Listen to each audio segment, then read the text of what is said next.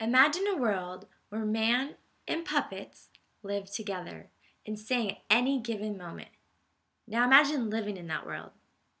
Well, you did if you lived in the 70s through the 90s with Jim Henson. Jim Henson was born September 24th, 1936 in Greensville, Mississippi. Growing up, he was influenced by radio ventriloquist Edgar Bergen and the early television puppet of Bird Tillstrom. During his high school days, he worked for the WTOP TV on Saturday mornings, creating puppets for his children's show.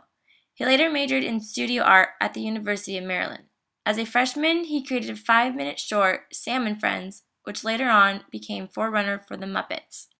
In 1969, Henson was asked to work on Sesame Street. The characters he helped work on was Grover, Oscar the Grouch, Bert and Ernie, Cookie Monster, and Big Bird. Working on Sesame Street helped launch his show, The Muppet Show, which later transitioned him to working on the big screen. Sesame Street. It's not enough to simply be an extraordinary puppeteer.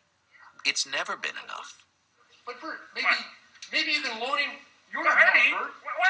See? What is it? Yes. My hair is cold. Not since the days when Bert and Ernie were extensions of Frank Oz and Jim Henson. There. Oh, his head looks so much warmer now, Bert. But I think he could use something like a scarf, Bert. Henson's success in Sesame Street and The Muppet Show resulted in a happy childhood for me. In 1982, he funded the Jim Henson Foundation, a school to promote art of puppet theater in the United States. After his big break with the Muppet movie, making $62.5 million, many well-known directors and producers asked him to work on their movie. He turned down George Lucas' offer to work as the puppeteer for Yoda and appointed his right man, Frank Oz. Later on, Frank Oz and Jim Henson co-directed The Dark Crystal, making $25 million. In 1986, he went on directing by himself Labyrinth, which was a big flop. In 1989, he sold his company to the Walt Disney Company, hoping to give more time to the creative side of his work. A year after signing with Disney, his life was cut short. On May 16, 1990, he passed away. Even though Jim Henson is dead, his legacy still lives on through Kermit the Frog and his other work we've grown to love. Okay, everybody. Okay, gather round.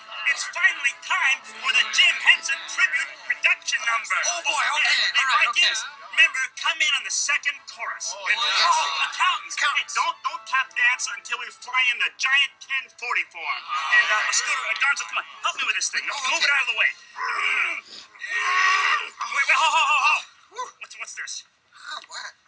Never noticed this before. It says, for Fozzie, these might inspire some ideas for the tribute number.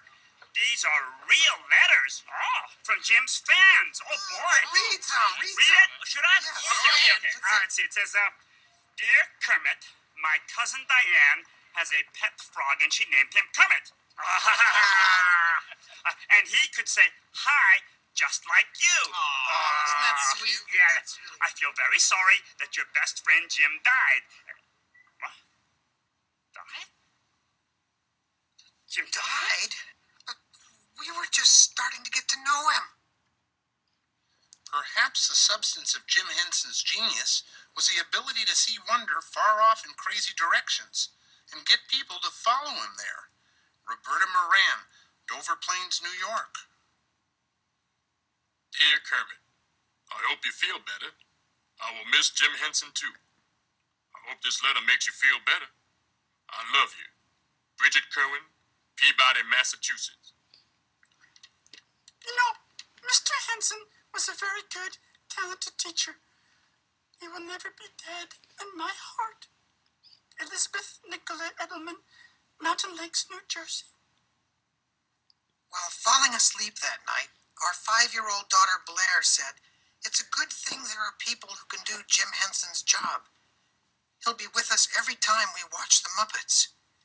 He'll be able to see them from heaven."